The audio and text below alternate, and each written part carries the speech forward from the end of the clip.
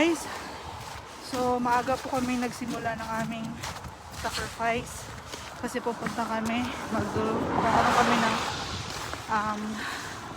walkathon papuntang Jerusalem kasi magsimana sa Tabanan. So ito yun, at kailangan naming malaman ang history ng Jerusalem kasi magbalik loob kami kasi kailangan namin ng sacrifice, kaya lalakad namin. Maglalakad kami mula doon sa dulo hanggang sa pinakadulo, pampabawas din ng fats at the same time pampabawas ng kasalanan. So mamaya abangan ninyo kung ano ang itsura ng Jerusalem at ipapakita ko sa inyo, tuturo kayo kung anong meron sa Jerusalem. Okay? Babush!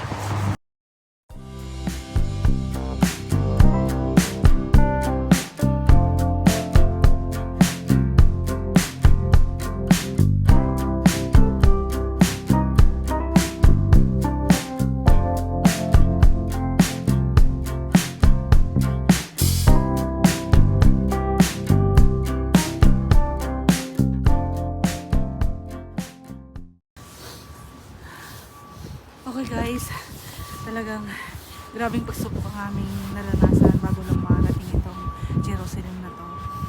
Pero ang kagandahan dito, nilalakad lang namin at may mahangin-hangin pa sa aking buhok, diba?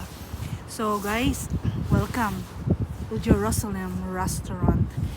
Guys, ang masarap dito, lahat Mediterranean food. Halal ang tawag doon sa mga special. At ang pinakamasarap dito ay yung mga dessert nila. Kung bibili kami sa labas ng per pounds, mahal din yun. So ilagay ko na lang lahat sa tiyan ko. Okay guys?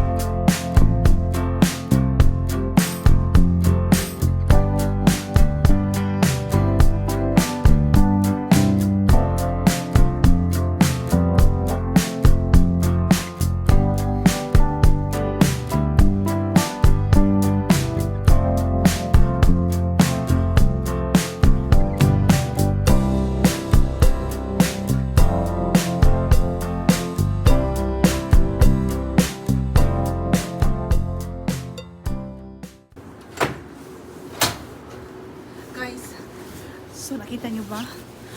Hindi ako makagalaw, hindi rin ako makahinga. Pero nagbe-breathe ako, pinipilit ko talaga. Sobrang sarap ng mga pagkain. Talagang sarap pala ng Jerusalem Restaurant. At kung may mga oras kayo, no? Punta na kayo dito. Ang ganda ng ambience, tahimik. Talagang bahala ka kumuha. Ang dami-daming nakasalang ng mga pagkain. Ang sasarap guys, Mediterranean food. So, kami aalis na. Sobrang busog na kami. Siguro nakain ko mga worth $500. Charot. Guys, tandaan nyo ha, kung gusto nyo pumunta sa Jerusalem Restaurant, dito kayo sa Leslie Station. And then, magbabantay kayo sa kabila ng 151 bus, paakyat. Pero kung gusto nyo maglakad, 12 minutes to 14 minutes. Ayos. Shepherd. Leslie. Mag-asawa yan guys, si Shepherd at si Leslie. Ito siya, si Anel Fernandez.